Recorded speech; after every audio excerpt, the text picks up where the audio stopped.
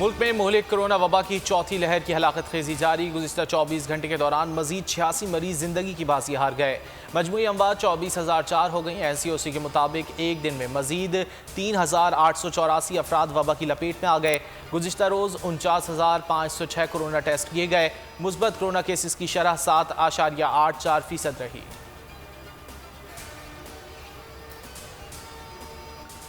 सिंध में लॉकडाउन की वजह से मुलतवी होने वाले 12वीं जमात के इम्तहानात का आज से आगाज। कराची इंटर बोर्ड के तहत साइंस ग्रुप, प्री मेडिकल का नबातियात और जनरल ग्रुप का मुआशियात का पर्चा सुबह 9:30 बजे लिया जाएगा। कोरोना वबा की बाइस रवां साल सिर्फ इख्तियारी मज़ामीन के इम्तहानात लिए जा रहे हैं।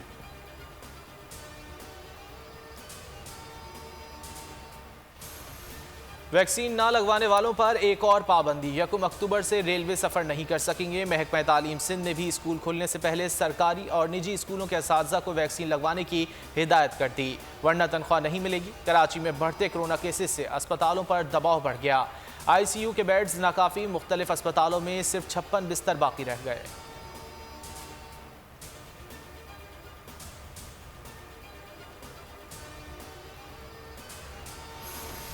वज़ीर आज़म इमरान खान आज कराची का एक रोज़ा दौरा करेंगे। वफाकी वज़रा, सीनियर क़यादत भी हमरा होगी। वज़ीर आज़म गवर्नर हाउस में अहम मुलाकातें करेंगे।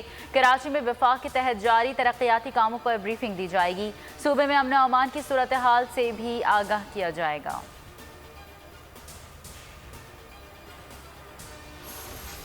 कोयटा में मगरबी बाईपास पर CTD का ऑपरेशन। फायरिंग के तबादले में 5 दहशतगर्द हलाक। तर्जुमान CTD के मुताबिक मुल्जिमान के कंपाउंड से असलहा और गोला बारूद बरामद हुआ।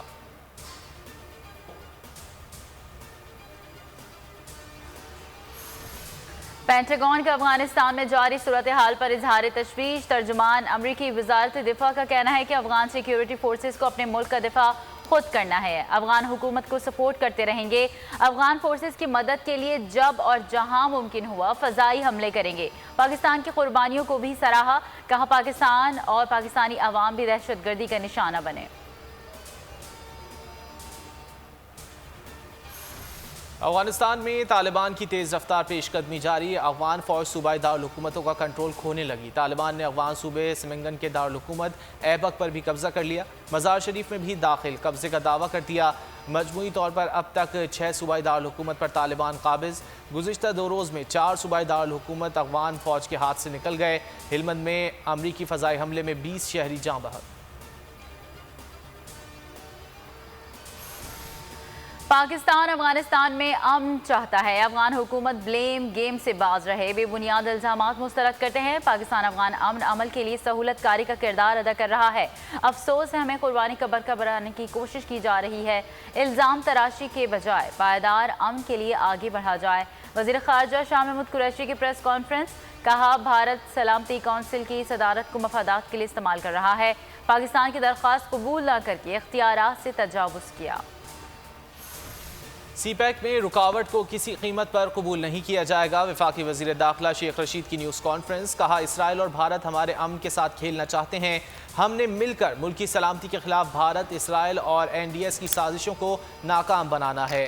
जो इंतशार फैलाना चाहते हैं वो मुंह के बल गिरेंगे। बताया दासू वाक़े की तहकीकात मुकम्मल हो चुकी हैं।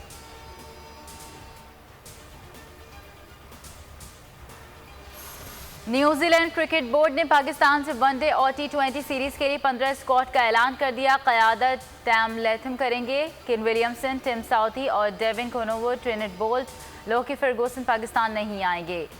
शेड्यूल के मुताबिक न्यूजीलैंड टीम 11 सितंबर को इस्लामाबाद पहुंचेगी। और मुल्क भर में आज़ादी का जश्न शायान शान तरीके से मनाने की तैयारियां। अहले वतन इस साल भी मनाएंगे भरपूर आज़ादी का जश्न बोल के संग। लगाएं नारा जिंदाबाद पाकिस्तान का। स्क्रीन पर दिए गए नंबर्स पर हमें अपना वीडियो पैगाम भी भेजें और बोल के संग आज़ादी के जश्न में शामिल हो जाएं।